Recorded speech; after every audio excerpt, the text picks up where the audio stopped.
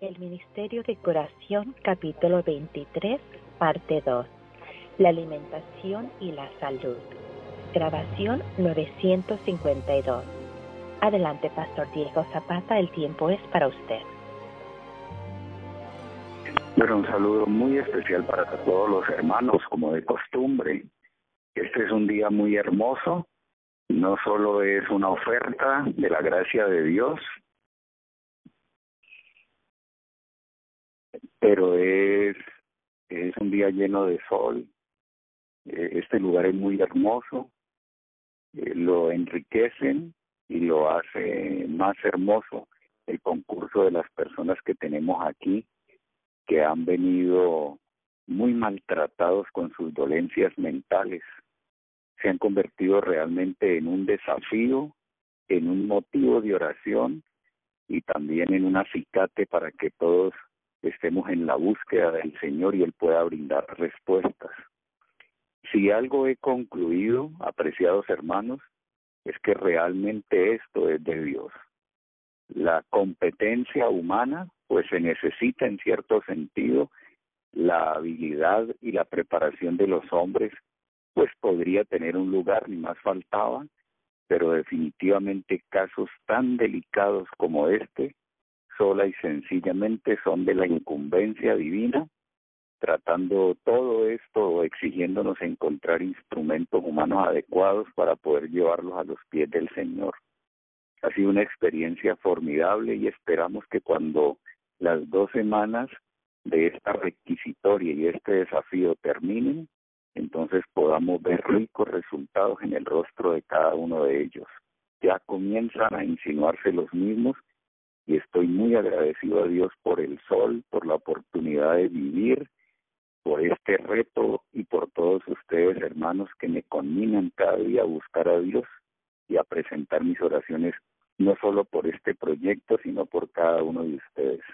Bueno, una bienvenida muy cordial a todos y frente a este ideal de vegetarianismo que Dios nos propone, el capítulo es la alimentación y la salud, parte 2. Frente a este ideal, hermanos, yo quiero hacerles un sentido llamado a todos antes de comenzar. No erosionemos este ideal. De ello se derivan tantos resultados.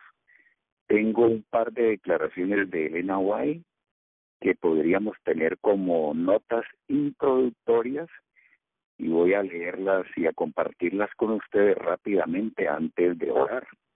Tomen papel y lápiz, hermanos queridos, si prefieren hacerlo. Guárdenlo de alguna manera porque es importante. Escribió ella lo siguiente: téngase siempre presente que el gran objeto de la reforma higiénica es asegurar el más alto desarrollo posible de la mente, el alma y el cuerpo. Esta es una declaración formidable, ¿no? Es iluminadora en todo sentido. Nos invita a efectuar decisiones positivas, mis hermanos queridos, en favor de este ideal, reitero. Y la nota sigue diciendo: todas las leyes de la naturaleza, que son las leyes de Dios, han sido ideadas para nuestro bien. Su obediencia promoverá nuestra felicidad en esta vida y nos ayudará a prepararnos para la vida futura. Eso lo escribió la señora White. Y del libro Consejos sobre el régimen alimenticio leo directamente la siguiente: voy a ofrecerles disculpas. Tengo un ejemplar del mismo, pero en portugués. No tengo el mismo no pude acceder a él fácilmente, y entonces voy a tratar, sin que yo sea pues perito en el manejo de esto, voy a tratar de trasladarla lo más clara y auténticamente posible, ¿no?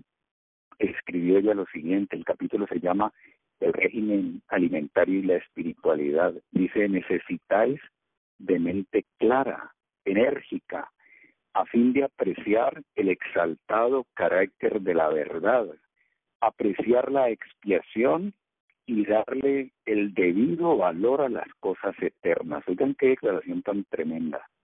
Si seguís una conducta o una dirección errónea y condescendéis con hábitos cerrados en el régimen alimentario, empequeñeciendo, debilitando así las energías mentales, no daréis a la salvación y a la vida eterna aquel alto precio que os inspirará de por vida a tratar de conformarte con la vida de Cristo. No haréis para obtener entera conformidad con la voluntad de Dios aquellos diligentes y abnegados esfuerzos que son requeridos por su palabra y necesarios para daros la preparación moral y para prepararlos para el último toque de la inmortalidad. Esto lo escribió en el año 1862, Testimonios, tomo 2. Ahí aparece catalogada, pero también en el mencionado capítulo del régimen alimentario. Apreciados hermanos, teniendo bajo nuestras consideraciones declaraciones tan formidables como las que acabo de trasladar a todos ustedes, vamos a darnos entonces a la tarea, por medio del Señor, de tratar de extraer algunas cositas más de este capítulo. Antes están invitados todos a orar, y no solo a presentar nuestras necesidades al Señor, pero también nuestra vida, y seguir rogando unos por otros y por todo esto. Gracias, Señor, te damos porque te tenemos a ti, porque tú eres la razón de ser de nuestra vida, porque tú nos has venido trasladando a esferas de desarrollo y utilidad que nunca soñamos, porque te has incluido de tal manera en todo lo nuestro, al punto de cambiar diametralmente nuestros pasos. Bienvenido sea tu proyecto para nosotros y bienvenida tu palabra, que con el corazón te decimos, ha sido muy difícil incrustar tus dichos, pero que hoy te pedimos la intervención milagrosa del Espíritu Santo para que haga esto un hecho y una realidad en nosotros. Ayúdanos a sentarnos a tus pies en esta hora y, alborozados por el acercamiento divino, recibir con gratitud tus dichos y tu palabra. Direcciona todo por tu Espíritu, perdona nuestros pecados y lávanos en la sangre preciosa de Cristo, y bendice este pueblo, Señor, este proyecto y a todos los que en esta hora han llegado. En el nombre del Señor Jesús. Amén. Muy bien, ¿qué principios nosotros podemos realmente extraer de las páginas de este capítulo que estamos considerando? No solamente de este libro, todo lo que tiene que ver con la literatura Huay, pues nos está presentando los mismos. Y vamos a tomar el primero de ellos. Déjenme un momentito aquí, me ubico bien. Muy bien. En 1893, Elena White escribió lo siguiente: nadie puede creer con el corazón para justicia y obtener así la justificación por la fe mientras continúe en la práctica de aquellas cosas que prohíbe la palabra de Dios, ojo aquí, o mientras descuide algún deber conocido. Entonces el primer principio incluido dentro de todo esto que estamos leyendo tiene que ver necesariamente con la práctica y la debida atención de lo que ella le llama deberes conocidos. Entonces está diciendo que nadie puede creer con el corazón para justicia y obtener así la justificación por la fe. Oigan eso, qué delicado es. Esto como que le da un cierto pulso a nuestra experiencia religiosa. Es verdaderamente abarcante. Dice, nadie puede creer con el corazón para justicia y obtener así la justificación por la fe mientras continúe en la práctica de aquellas cosas que la palabra de Dios prohíbe o mientras descuide cualquier ¿Cuáles son nuestros deberes conocidos hacia los cuales puede estar apuntando este primer principio y que parecen subyacer a todas las declaraciones que hemos estado analizando, pues, en el capítulo del Ministerio de Curación, la alimentación y la salud? Entonces voy a leer para ustedes uno de ellos, solamente uno. Por ejemplo, al final del capítulo, página 239, dice así, es muy abarcante, ¿no? Último párrafo. Nuestro cuerpo es propiedad de Cristo. Si lo vemos dentro del punto de vista del deber conocido, y lo que esta declaración nos acaba de formular, entonces vamos a tomar esto con la debida seriedad que le corresponde. Nuestro cuerpo es propiedad de Cristo, no somos nuestros, hermanos. Nosotros no podemos vivir y comer como a nosotros nos parece. Siempre la convicción debería estar a la orden del día en cada una de las cosas que tienen que ver con el manejo de esta morada de Dios. No es nuestro, no nos pertenece, no debe ser placentero para nosotros tratar de hacer lo que a mi modo de ver debe hacerse, cuando todo eso puede estar al margen de lo que la voluntad de Dios expresa. Una persona que se ha sumergido en la voluntad de Dios encuentra precioso seguir las directrices divinas que se han establecido, hermanos, para nuestro bien y para honrar a Dios. Así que esto es un deber conocido del cual se desprende cada una de las otras declaraciones que estamos encontrando en este capítulo, pero repito, en la literatura hoy, que tiene que ver con todo este punto de vista de la salud y la higiene. Nuestro cuerpo ha sido comprado por Él mismo, dice, y no nos es lícito hacer de nuestro cuerpo lo que nos plazca. 2:39, tan sencillo. ¿A qué horas comes tu última cena? Punto, hermanos. Punto. Ahí hay mucho que decir al respecto. ¿Tienes un programa regular de ejercicios? Cuando alguna dolencia se presenta, ¿recurres a los recursos naturales o esa cierta inclinación, fruto de la cultura de la inmediatez en la cual hemos sido formados, todavía se impone y quieres alivio inmediato, ignorando la cantidad de toxicidad que un medicamento puede estar generando en esta naturaleza de nuestro cuerpo y en esta habitación que no es nuestra? Yo no quisiera exagerar las cosas, no quisiera excluir el personal médico ni la ciencia de la medicina, sería una locura, pero lo que yo quisiera realmente discutir con ustedes es a qué le estamos dando la prioridad en nuestra vida, a los dichos de Dios o hay cosas en las cuales se nos escapa, hermanos, y tal vez tengamos que recurrir. Quiero abrir ese margen de posibilidad para no aparecer enteramente excéntrico en las posiciones.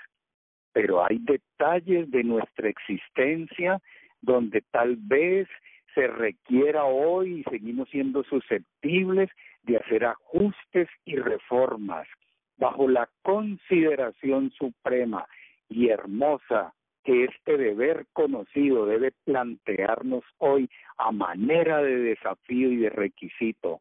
Este cuerpo es de Dios y no nos corresponde. ¿Cuál es el patrón alimentario que gobierna nuestro gusto? ¿Vamos a la cama temprano? ¿Utilizamos en el albor de un nuevo día las primeras horas para consagrarnos a Dios? Cuando la situación de provocación, de incitación a desbordarme, golpea repentinamente mi vida, le entrego mis emociones al Señor y a la guianza del Espíritu y no me contamino con ese grado de toxicidad que da el mal genio, la irritabilidad y la impaciencia. Y recuerdo en todo momento aquella declaración formidable del Salvador, que a manera de invitación la humanidad no quiere oír. Si alguno quiere venir en pos de mí, niéguese a sí mismo. Si consideráramos que este cuerpo no nos pertenece, cuán templados podríamos encontrarnos. Y usted siga sacando conclusiones a partir de este principio. Luego dice, voy a recordar, ¿no? Estoy en el último párrafo del capítulo. ¿Cuántos entienden las leyes de la salud implantadas en ellos por Dios deben sentirse obligados a obedecerlas? La obediencia a las leyes de la higiene es una obligación personal a nosotros mismos. Las consecuencias de la violación a esas leyes. Qué duro es estar enfermos, hermanos. Y no olvidemos, téngase siempre presente que el gran objeto de la reforma higiénica es asegurar el más alto desarrollo posible de la mente, el alma y el cuerpo. Esto es un principio educativo. Esto es un principio de redención, hermanos. Esto es coherente con la santificación y el mensaje que nosotros tenemos. Esto es palabra del Señor. Luego dice, la obediencia a las leyes de la higiene es una obligación personal. A nosotros mismos nos toca sufrir las consecuencias de esas violaciones. Y luego dice así, hermanos, cada cual tendrá que responder ante Dios por sus hábitos y por sus prácticas. Qué hermoso sería recordar ahora para enmarcar lo que concierne a este primer principio que estamos discutiendo.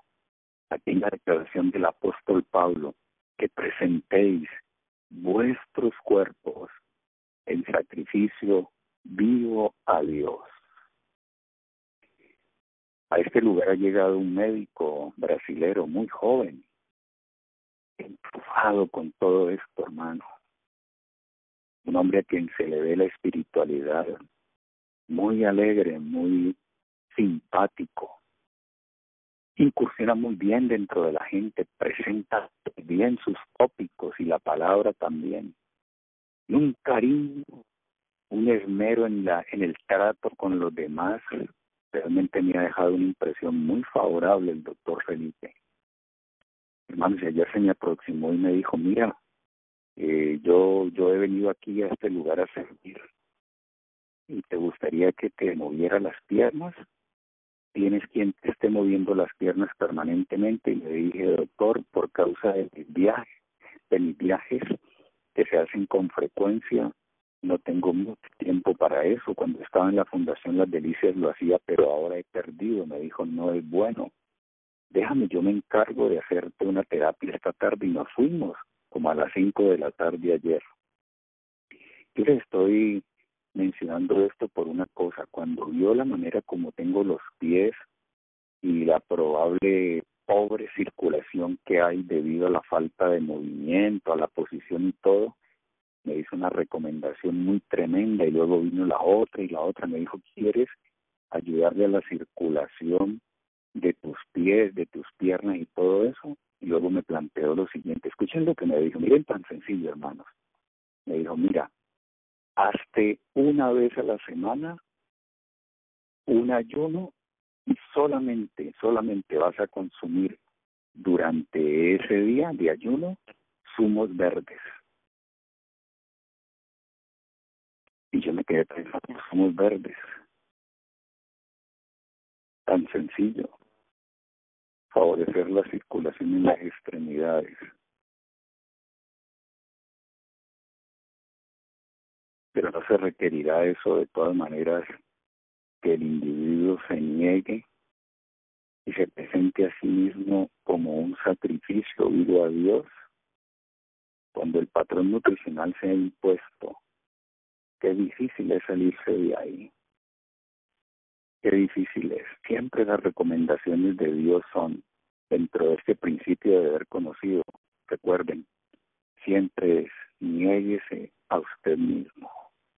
Si no lo hace, tendrá que responder ante Dios por sus hábitos y por sus prácticas, hermanos. Estará perdiendo de vista que el gran objeto siempre presente de la reforma higiénica es asegurar el más alto desarrollo posible de la mente, el alma y el cuerpo. Amo la escuela de Dios.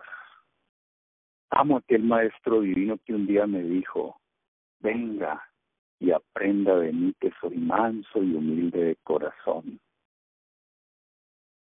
Mis apreciados y queridos hermanos, este párrafo termina diciendo, por tanto, la pregunta que nos incumbe no es ¿cuál es la costumbre del mundo?, sino más bien, ¿cómo debo conservar la habitación que Dios me dio?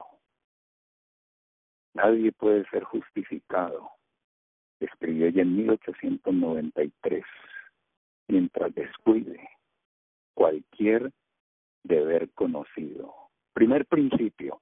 Y vamos a citar solamente un párrafo de este capítulo que lo respalda. Ustedes pueden seguir estudiando. Segundo principio.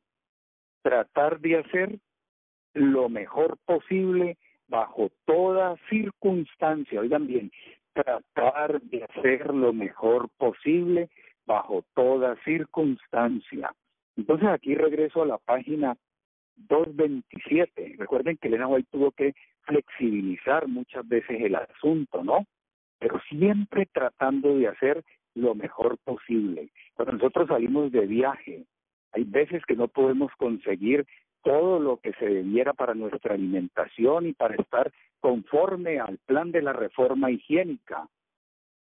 Pero debiéramos siempre tener la intención del corazón, en el corazón, de hacer lo posible para agradar a Dios y para atender el reglamento que Él ha puesto en nuestro cuerpo para la felicidad y alcanzar el más alto desarrollo posible. De la 227 voy a tomar dos declaraciones de este capítulo que fortalecen este segundo principio. Recuerden, tratar de hacer lo mejor posible bajo toda circunstancia. 227. Deben escogerse los alimentos que mejor proporcionen los elementos necesarios para la reconstitución del cuerpo. Eso es un deber conocido, pero se ajusta al segundo principio también. En esta elección, apreciados hermanos, el apetito no es guía segura. Si yo tuviéramos tan reeducado el paladar, de tal manera que el gusto estuviera con el apetito sano, podría ser una guía segura. Y eso, los malos hábitos en el comer lo han pervertido. Muchas veces pide alimento que altera la salud y causa debilidad en vez de producir fuerza. Tampoco debemos o podemos dejarnos guiar por las costumbres de la sociedad, la enfermedad y las dolencias que prevalecen por doquiera provienen en buena parte de errores comunes respecto al régimen alimenticio.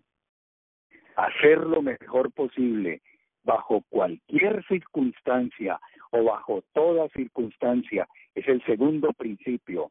Y otro párrafo más para tratar de ilustrar el mismo y de fortalecerlo. Página 228.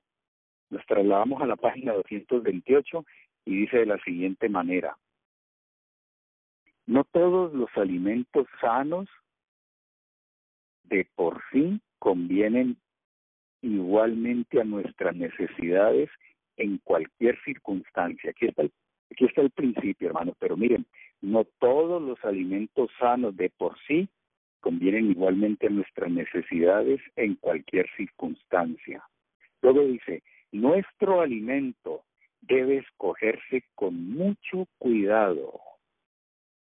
Yo recuerdo aquel hermano que se desempeñaba en estas experiencias y yo comenzaba a ingresar en las mismas, no tenía un conocimiento muy amplio de este tema. Y un día se me acercó y me dijo, ¿tú cómo te alimentas? Yo le dije, pues como lo hacen el resto de las personas de aquí, de este pueblo comunitario en el cual me encuentro. No, tu situación es distinta. Tú no deberías comer gluten. Debes tener cuidado con las leguminosas secas, demasiada proteína y muy pesadas para ti. Pienso que deberías hacer ciertas restricciones en tu alimentación, es decir, reformas dentro de la reforma. Y desde entonces he sido muy cuidadoso. El cuerpo me ha hablado y muchas veces a través del dolor me ha dicho que hay cosas que no se están haciendo bien. Y tengo que estar considerando esto y lo otro. Yo el gluten, hermanos, a la milla con eso. Eso no, para mí eso no. Ahora, ocasionalmente lo puedo hacer, pero dejó de ser de mis gustos y de apetencias. Es cuestión de tiempo, de perseverancia, de tesón, de querer hacer la voluntad de Dios. Tal vez más allá de todo eso, de sentirse uno bien, ese es el precio que hay que pagar, hacer restricciones y negarse a uno mismo. De manera que aun cuando el perfil nutricional sea aprobado por la palabra de Dios, muchas veces nuestra constitución nos está diciendo si realmente debe o no. Así que bajo toda circunstancia también encaja esto. Dice, nuestro alimento debe escogerse con mucho cuidado, nuestro régimen alimenticio debe adaptarse. Esto me sorprende mucho, inclusive a la estación del año, al clima en el que vivimos y por supuesto a nuestra ocupación. Algunos alimentos que convienen perfectamente a una estación del año o en cierto clima no convienen en otros. ¿Verdad que eso lo ignoramos, lo pasamos por alto? Bueno, aquí está la recomendación de todas formas. También sucede que ciertos alimentos son los más apropiados para diferentes ocupaciones. Pues dependiendo de las circunstancias, nosotros nos vamos moviendo, pues iluminados por la palabra de Dios y con la razón y la inteligencia que el ser divino nos ha dado, porque se trata de alcanzar el máximo desarrollo de nuestras facultades para servir y honrar al Señor. No olviden eso. Tercer principio, hermanos, evite todo lo que sea perjudicial. Y justamente aquí en la página 230, miremos un momentito algunos de ellos que están planteados en este capítulo. Página 230 dice, último párrafo, no conviene ingerir frutas y verduras en la misma comida. Tercer principio, evite todo lo que sea perjudicial para usted. Analícese usted. No se lo aplique a otro. Vívalo usted. Y luego no lo imponga. Sugiéralo, que es distinto. El lema de nuestra vida en este aspecto debería ser, no lo imponemos, pero lo sugerimos. No conviene ingerir frutas y verduras en la misma comida, pues a las personas de digestión débil, esta combinación les produce muchas veces desórdenes gástricos e incapacidad para el esfuerzo mental. Mejor con la fruta en comida y la verdura en otra. ¿Cuál es la razón fisiológica? Pues sencillo, que los requerimientos digestivos en nuestro tracto gastrointestinal son distintos fisiológicamente hablando y bioquímicamente hablando, son distintos para hacer el proceso digestivo de frutas y de verduras. Es mejor separarlas. Punto. Otro aspecto dentro de ese principio de evitar lo perjudicial, 231. En la elaboración de pan, la harina blanca muy fina no es mejor, no es la mejor. Hay panes que salen blancos, hermanos. sin peso, laxos. Yo veo un pan y por el color y el peso ya me dicen mucho. Aquí la señora Guay está diciendo en la elaboración del pan, la harina blanca muy fina no es la mejor. Miren, en la Fundación Vida Superior, mi esposa se propuso que el pan no saliera de la panadería si no fuese hecho sola y sencillamente. Que es que no sube, que es que no sé qué, que esto y lo otro. Y dijo, lo vamos a hacer. No quiero mezclar estas cosas. Y efectivamente hasta el día de hoy se impone en la panadería de Vida Superior que el pan se hace de harina integral. Yo les voy a decir esto con el corazón y con respeto. Yo respeto profundamente sus valores, hermano. No quiero transgredir ese principio. Quiero seguirlo amando independiente de esa barrera artificial. El cristianismo la derrumba. Y esta sociedad que en cierto sentido erige esas murallas y las ha hecho trascender hasta los credos, no debe ser la razón de nuestra convivencia, de nuestra participación colectiva dentro del ámbito pues eclesiástico en el cual nos encontramos. Y aun cuando no tengo cortapisas en ese sentido, yo no logro entender por qué integran el pan los hermanos. Es decir, ¿por qué le ponen harina integral y harina blanca? Habrá razones de tipo técnico que un servidor desconoce, está bien, lo acepto. Pero hagan una cosa, traten de darle la prioridad en sus prácticas y costumbres, en este sentido y en sus conceptos, no al prejuicio, no al preconcepto, no porque así me lo enseñaron, sino a ver qué dice Dios y pruébalo a ver cómo te va. Nos dio resultado. Y lo sugiero. En la elaboración del pan, dice el Señor, la harina blanca muy fina no es la mejor. Su uso no es saludable y tampoco es económico. El pan de flor de harina carece de los elementos nutritivos que se encuentran en el pan amasado con harina integral de trigo. Es causa frecuente de estreñimiento y de otros efectos malsanos. Segundo principio, evite todo lo perjudicial. Párrafo siguiente, 231. El uso de soda de leudar, polvo de hornear en la elaboración del pan es nocivo e inútil. La soda inflama el estómago y a veces envenena el organismo. Yo he visto que a pesar de todas estas recomendaciones, algunos insisten en ellas. Lo que el hombre siembra, eso ciega. Me dice a gritos la estructura de la vida. La sosa inflama el estómago y envenena todo el organismo. Muchas cocineras se figuran que no pueden hacer buen pan sin esa soda, pero esto es un error. Si quisieran tomarse la molestia de aprender mejores métodos, ¿sí ven? Su pan sería más sano y también más sabroso para un paladar normal. Y el párrafo siguiente dice, en la elaboración del pan con levadura no se debe emplear leche en vez de agua. Más abajo, el pan debe ser ligero y agradable, sin acidez. En fin, una serie de recomendaciones que se están desprendiendo de este capítulo, que una lectura rápida y sin oración nos hace ignorar tal vez los principios que subyacen a la declaración. Tercero, podríamos considerar una más antes de entrar en el tercero, hermanos. Página 234. 234. Otro hábito pernicioso es el comer inmediatamente antes de ir a la cama. Pueden haberse tomado ya las comidas de costumbre, pero por experimentar una sensación de debilidad se vuelve a comer. Cediendo así al apetito se establece un hábito tan arraigado, ojo porque esto es de hábitos y de carácter, de desarrollo del ser, recuerden.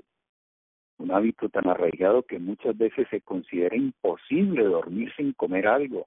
Como resultado de esas cenas tardías, la digestión prosigue durante el sueño. y por la mañana se despierta uno sin haber descansado, con pocas ganas de desayunar. Cuando nos entregamos al descanso, el estómago debe haber concluido ya su tarea al ponerse el sol. Eso nos está indicando a nosotros que no es hora de avanzar con alimentos suculentos, pesados, porque así como el sol declina, la invitación a la fisiología de nuestro cuerpo es a que también entre en descanso. Y no podemos ignorar este altavoz que el Señor nos ha puesto. Todo va cayendo, todo. Y como una invitación a recogerse y a descansar. Pero el hábito ha violado esto, ¿no? Y muchas veces cometemos errores en ese sentido. Podríamos ser un poquitito más cuidadosos en ese aspecto para atender esta recomendación. Dice, a las personas de hábitos sedentarios les resulta particularmente perjudicial las cenas tardías y el desarreglo que les ocasionan es muchas veces principio de alguna enfermedad que acabará con la muerte. Abandone usted este tercer principio y voy rápidamente hacia el siguiente, apreciados hermanos.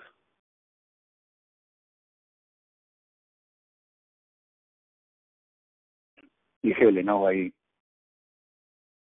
lo siguiente: la excesiva indulgencia en comer, beber, dormir y ver es pecado. La indulgencia propia se manifiesta a menudo en el vestir o en el exceso de trabajo, con lo cual se indica que la mente no está bajo el dominio de la razón y de la conciencia. Excesiva indulgencia. Para el principio siguiente que pone énfasis en el dominio propio. Y uno más, usar razonablemente todo lo que sea saludable. Recuerde que dentro de eso cae el concepto de temperancia, abstenerse de lo malo y usar moderadamente lo bueno. Página 229, último párrafo. Para conservar la salud se necesita una cantidad suficiente de alimento sano y nutritivo. Si procedemos con prudencia, podremos conseguir casi en cualquier país la clase de alimentos que más favorece la salud. Las variadas preparaciones de arroz, trigo, maíz, avena, como también judías, porotos o frijoles, guisantes y lentejas, se exportan hoy a todas partes. Estos alimentos junto con las frutas del país no importadas y con la variedad de verduras propias de cada país facilitarán la elección y la composición de comidas sin necesidad de carnes. Y más abajo dice, no debe haber gran variedad de manjares en una sola comida, pues esto fomenta el exceso en el comer y causa la indigestión. Y dentro de este principio de utilizar razonablemente lo que es bueno, podríamos leer esta otra declaración de la página 236, párrafo central. A veces el resultado del exceso en el comer, ¿verdad? Principio, usar cuerdamente lo que es saludable. A veces el resultado del exceso en el comer se deja sentir en el acto. En otros casos no se nota dolor alguno, pero los órganos digestivos pierden su poder vital y la fuerza física resulta minada en su fundamento. El exceso de comida recarga el organismo, crea condiciones, pegan esta palabra que utiliza, morbosas y febriles. Hace fluir al estómago una cantidad excesiva de sangre, lo que muy luego enfría las extremidades. Impone también un pesado recargo a los órganos digestivos. Y cuando estos han cumplido su tarea, se experimenta decaimiento y languidez.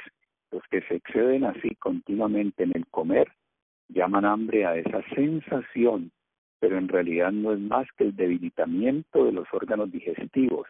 A veces se experimenta embotamiento del cerebro con aversión para todo trabajo mental o físico. Estos síntomas desagradables se dejan sentir porque la naturaleza hizo su obra con un gasto inútil de fuerza vital y quedó completamente exhausta. El estómago clama, dadme descanso, pero muchos lo interpretan como una nueva demanda de alimento y en vez de dar descanso al estómago le imponen más carga. En consecuencia, es frecuente que los órganos digestivos estén gastados cuando debieran seguir funcionando bien. Hermanos queridos, por cuestiones del tiempo, salvo líneas, y ahí en la última parte de la página 237 quiero llegar allí dentro de este principio, ¿no? Dice, la moderación en el comer se recompensa con vigor mental. Todos deberían subrayar en el ejemplar que están estudiando y están siguiendo, deberían subrayar esta declaración. La última parte de la página 237. La moderación en el comer se recompensa, repito, la moderación en el comer se recompensa con vigor mental, moral y también ayuda a refrenar las pasiones. En la grabación pasada leí la nota aquella de que algunos eran deplorablemente ignorantes en la relación que existe entre el comer y su espiritualidad. Y esa declaración dice que si queremos resolver la pregunta que tanta perplejidad nos causa de que por qué nuestras mentes son lentas, ¿no? Y esas aspiraciones espirituales son como enanas, y nos dice que la respuesta no muchas veces no está más allá de la mesa. Esa cita de Elena White y esta otra deberían a nosotros establecernos como claridad de alerta. La moderación en el comer se recompensa con vigor mental, moral y ayuda a refrenar las pasiones. Y les dije, no alcanza la teoterapia. Hay que hacer ajustes en nuestro estilo de vida, porque la inclinación se fortalece a pesar de la oración, por la manera como nosotros estamos llevando a cabo nuestro diario vivir.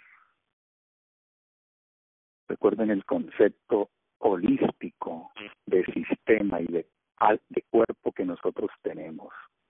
Dentro de la ontología, es decir, del ser, esas categorías hacen una hermosa sinergia, se ayudan entre ellas, interactúan, forman la vida, forman el ser, pero tienen una interdependencia tan íntima que no podemos desconocer.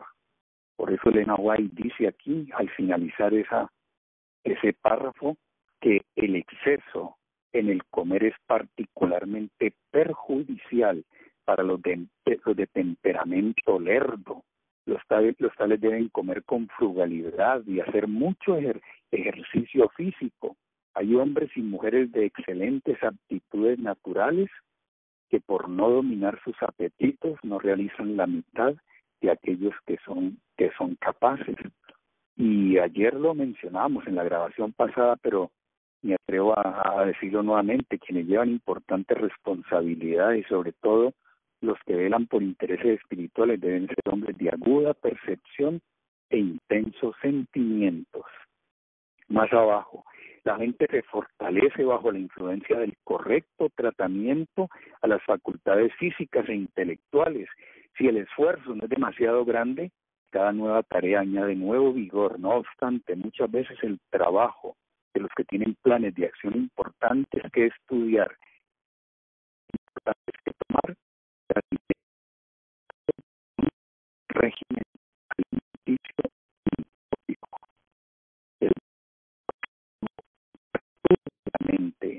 a menudo causa irritabilidad, aspereza o injusticia.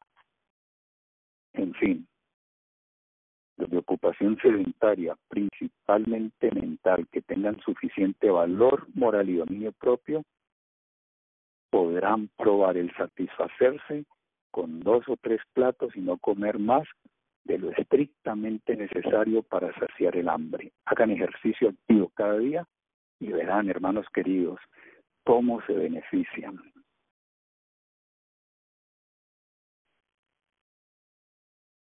Estamos llegando casi al último principio y al final de esta grabación.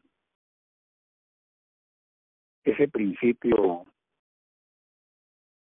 queda registrado de esta manera. No debiéramos prescribir un régimen alimenticio definido. Y es lo que justamente dice la página 228. Dice así: también sucede que ciertos alimentos son los más apropiados para diferentes ocupaciones. Con frecuencia el alimento que un operario manual puede consumir con provecho no le conviene al que se entrega a una ocupación sedentaria o a un trabajo mental intenso. Dios ha dado amplia variedad de alimentos sanos y cada cual debe escoger el que más convenga a sus necesidades conforme a la experiencia y a la sana razón. Por eso debemos ser muy cuidadosos nosotros que somos abanderados de esta reforma pro salud y lo que tiene que ver con los principios de higiene. Este principio nunca se nos debe olvidar. No debiéramos prescribirle a nadie un régimen alimentario definido. Eso hay que aplicarle variantes, aun cuando se mantenga dentro del plan de Dios. Hay que tratar de ser muy cuidadoso por lo que acabamos de leer. Todo esto sustentado y reforzado en el penúltimo párrafo del capítulo 239. Hay quienes quisieran que se les fijara una regla exacta para su alimentación. Comen en exceso y les pesa después y cavilan sobre lo que comen y beben. Eso no debiera ser así. Nadie puede sentar reglas estrictas para los demás. Qué respetuosos deberíamos ser. Si tenemos ideas progresistas, coherentes, decididas, respetamos a nuestro prójimo. Y nadie le puede sentar reglas estrictas a los demás. Y aquellos que pretenden ser médicos misioneros, que pasan por esta experiencia, les invito a que replanteen eso, a que lo revisen. Y si es susceptible de aplicarle ajustes, que también lo hagan. Hay que respetar mucho a la gente y considerar toda una serie de cosas que tienen que ver con el entorno y la manera de vivir de la persona, el arraigo que ella trae en sus cosas, cómo esto ha formado parte de su naturaleza misma. La imposición en esto es compulsión y no es bueno. Dios nos ayude a ser sabios para adelantar esto delante de los demás, ¿no? Y nos dé el amor por ellos. Nadie puede sentar reglas estrictas, repito, para los demás. Cada cual debe dominarse a sí mismo y, fundado en la razón, obrar por principios sanos. Algunos otros principios más que se encuentran en otros de los aspectos de Elena White, pero que ya no alcanzamos a encontrar aquí, hermano, respaldo para ellos, y lo dejo para que cada uno lo estudie. Por ejemplo, la motivación. ¿Qué me impulsa a ser vegetariano, a vivir esta vida? El otro principio es parecido al que acabamos de discutir: no me constituyo en criterio de ninguna otra persona. Y finalmente, razonar de causa-efecto. Lo que yo hago siempre tendrá una consecuencia. Quiero terminar por hoy con esta declaración de la página 228 del capítulo. Los cereales, las frutas carnosas, las oleaginosas y las legumbres constituyen el alimento escogido para nosotros por el Creador. Preparado del modo más sencillo y natural posible, son los comestibles más sanos y nutritivos. Comunican fuerza y, ojo aquí, resistencia y un vigor intelectual que no pueden obtenerse de un régimen alimenticio más complejo e estimulante. Este capítulo nos invita a volverlo a estudiar, a volverlo a leer de manera personal y a no transponer las últimas líneas del mismo sin antes haber hecho una oración al Señor de consagración, de arrepentimiento, y a pedirle que Él escriba todo eso en nuestra alma. Queremos vivir en este mundo para honrarlo a Él, para ser una representación viviente de Él. Y qué mejor que ofrecerle a Él y a la humanidad que nos dé un cuerpo sano, una estructura donde el espíritu se deleita en posar. Hombres y mujeres que le dicen a gritos a este mundo: que han sido comprados con precio y que ya no son suyos, no se pertenecen, son de Dios. Cuando vamos a la cruz, una de las primeras impresiones que debería brotar, si el Espíritu nos dirige, es: no me pertenezco, no soy mío, soy mayordomo, me debo a Él, al que murió, al que sufrió, al que dijo en el desierto y luego en la cruz: sed, en el desierto hambre, y en la cruz: sed tengo, para que nosotros no solamente no seamos esclavos, sino que entendamos que esta habitación humana le pertenece a Él. Dios nos guarde en esa tarea. Vamos a orar. Apreciamos, amado Padre Celestial, tanta conmiseración, tanto esfuerzo divino, y quisiéramos realmente dar ya una respuesta que corresponda a todo lo que tú has estado haciendo por nosotros. Pero somos barro, somos polvo, lo reconocemos. En esta mañana, Señor, te pedimos que nos ayudes, que nos limpies, que tengas misericordia de nosotros, que guardes tu palabra en este corazón y nos hagas depositarios, y que nos ayudes a amarte de todo corazón, a anhelar tu pronto regreso y a conducir a otros a esta luz maravillosa, pero a los pies de Jesús. En su nombre, amén. Amén.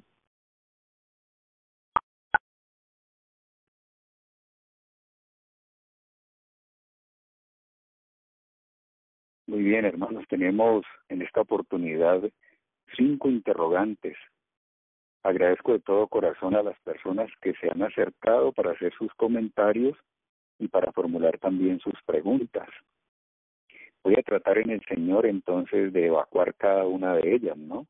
La primera, pues a pesar de haber conocido y haber introducido la reforma pro salud en el hogar, se cometieron muchos errores y se ha hecho mucho daño.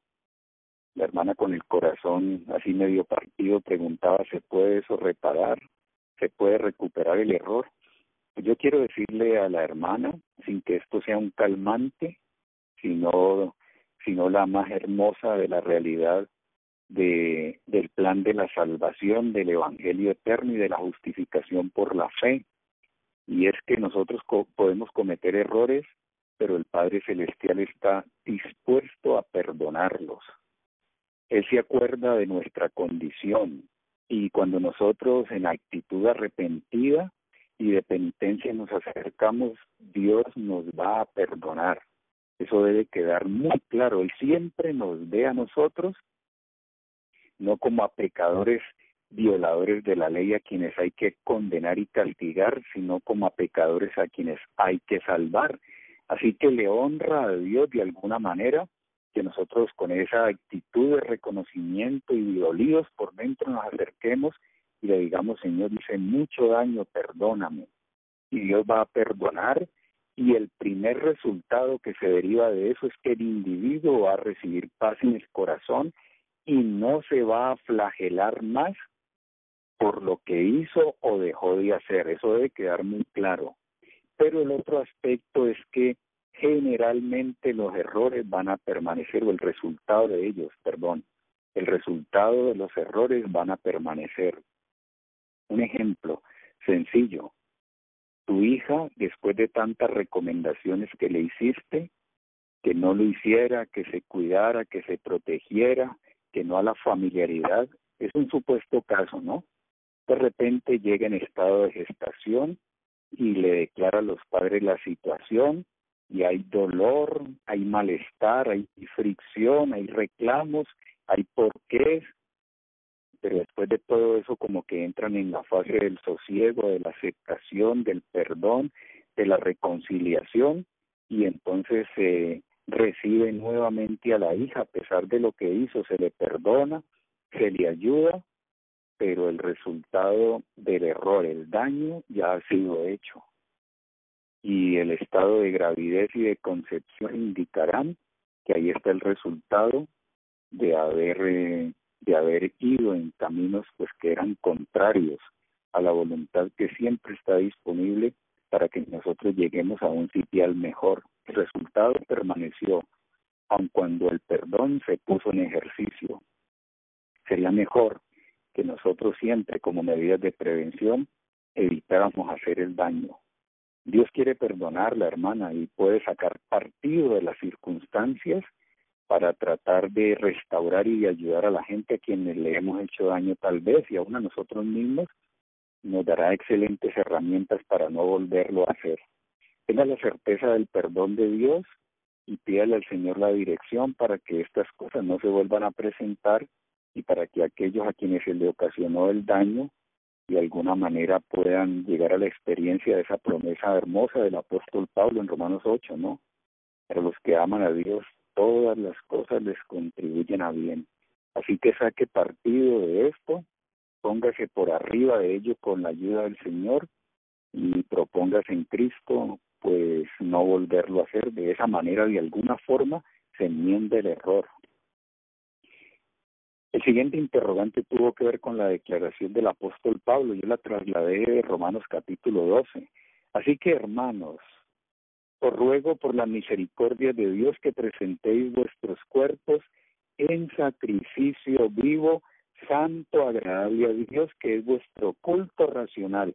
¿Cuál es el culto que le presentamos a Dios? Cuando ustedes miran, la semana que formuló esta pregunta, cuando usted mira la epístola que el mismo apóstol Pablo le dirigió a los hebreos, usted encuentra allí, ahorita no podemos verlo, ¿no?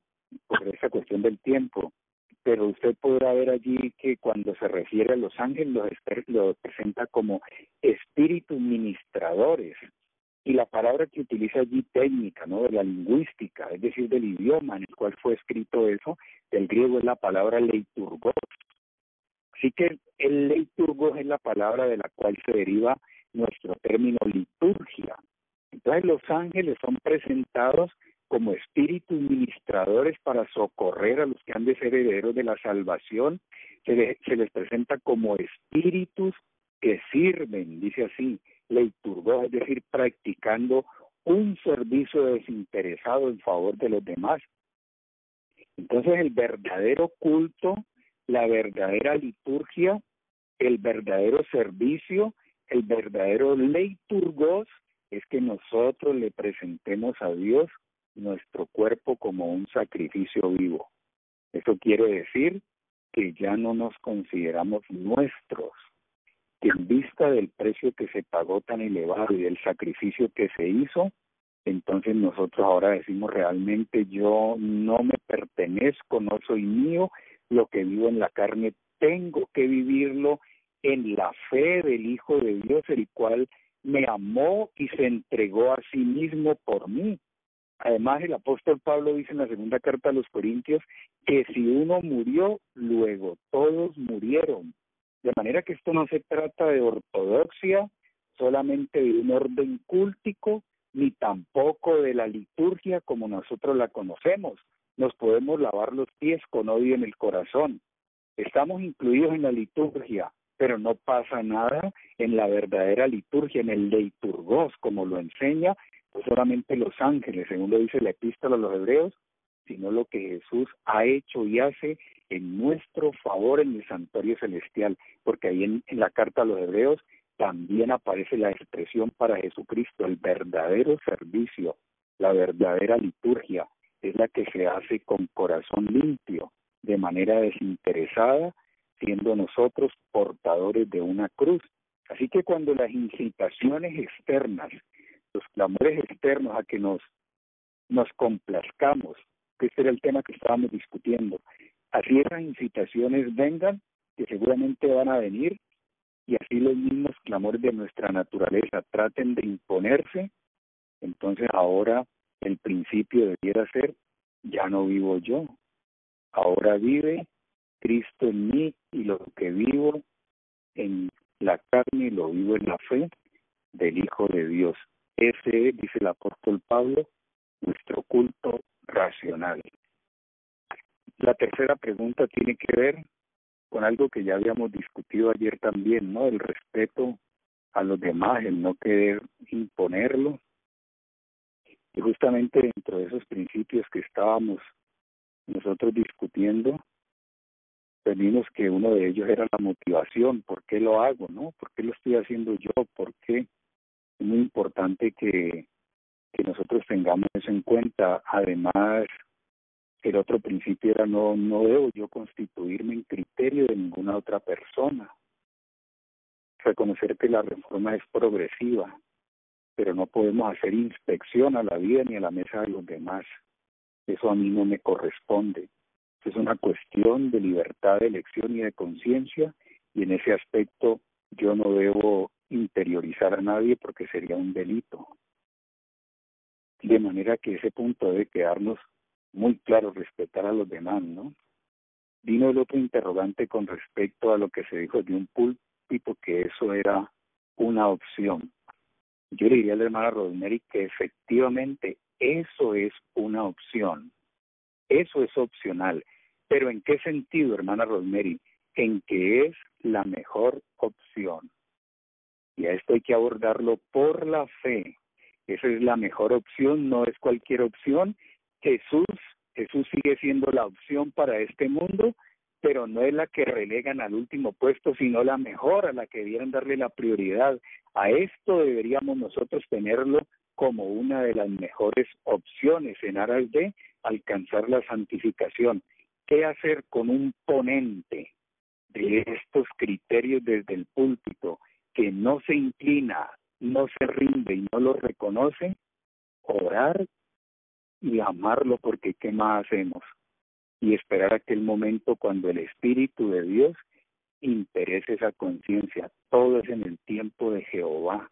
Y nosotros deberíamos aprender a desarrollar el mismo espíritu que tiene el Espíritu Santo, el mismo sentir, quiero decir, que tiene el Espíritu Santo y tiene Jesús. Espera y busca la oportunidad para manifestarse, anunciarse y hacerse deseable. Por eso el profeta Jeremías escribió: es por la misericordia de Jehová que no hemos sido consumidos. Cuánta misericordia en torno a ese hombre que hoy tal vez ignora un principio o ignora una parte de la verdad, de un reglamento, y mañana, si le mostramos esa actitud redentiva del Salvador, puede llegar a ser un defensor de la misma. Hermana Rosemary, ¿cuántas veces hemos visto nosotros simple almas cizañeras a aquellos que rechazaron todo esto? Y la experiencia ulterior de los mismos nos dejó a nosotros la conclusión de que eran fecundos trigales. Uno no sabe. Entonces, en este caso es mejor, en vez de bloquearse uno y amargarse la vida, pues mirar en esperanza a los demás. No es fácil.